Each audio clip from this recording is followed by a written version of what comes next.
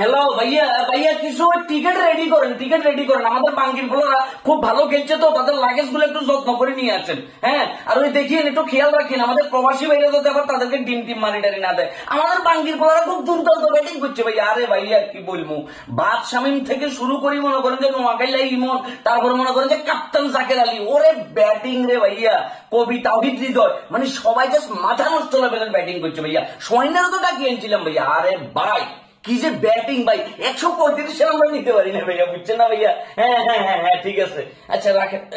পাপন কাকা কল।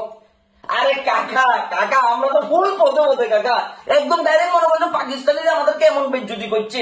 মানে আমরা এখন আমাদের উচিত আমাদের বলদ গুলারে মনে করেন যে কিয়া বলদিয়া ভিসা দিই, ডাইরেক্ট মনে করেন পাপুয়া নিয়ে নিতে পাঠানো। জি জি কাকা, হ্যাঁ আরে কাকা কাকা রাখেন রাখেন রাখেন।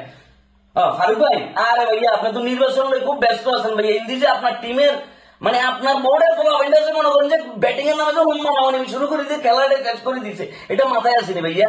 রাখেন ভাইয়া ফোনটা রাখেন রাখেন। আপনি কেমন করছেন কি ভাই, সাংবাদিক? আরে ভাই এয়ারপোর্টে যান, এয়ারপোর্টে যান, এয়ারপোর্টে যাই আমাদের সেই বিখ্যাত 11 জন প্লেয়ারদেরকে তাদের সুন্দর করে তাদের ভিডিও করিয়েন ভাইয়া। আরে ভাই যে লেভেলের ভালো খেলছি ভাইয়া আমরা, আমরা যে সুপার 4 পর্যন্ত আসছি, এটাই তো আমাদের জীবনের সবচেয়ে বড় সার্থকতা। আর কি চান ভাইয়া, আর কি ব্যাটিং চাইতেছেন? আমরা কি খেলালাই জীবন দিয়ে দিব?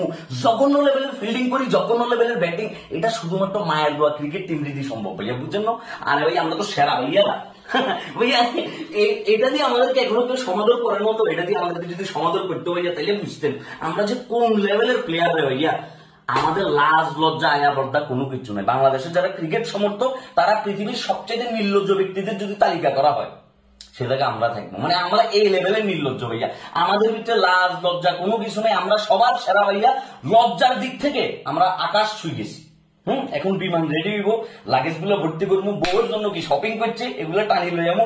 আগামীকালকে আসি আবার মনে করেন যে ওয়েস্টে নাকি ডিনার করবো। এই তো জীবন ভাই, চিল। মাস শেষে 8 লাখ টাকা বেতন, কোনো দায়বদ্ধতা নাই, রেসপন্সিবিলিটি নাই, দেশপ্রেম নাই, ঠিক আছে, এবং কোনো কমন সেন্স নাই।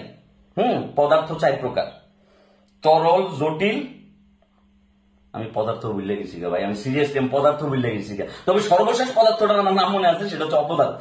আর এই অপদার্থটা হচ্ছে আমরা ভাইয়া, ঠিক আছে? মানে আমরা কোথাও কোনো কিছুতে তখন বিচার আল্লাহ করুক, আল্লাহ বিচার করুক। তখন তোরা বাঙ্গির ভোলারা যে অশান্তি দিছ বাংলাদেশের ক্রিকেট ফ্যানদেরকে, তোদের বিচার যাতে আল্লাহ করে ভাইয়া।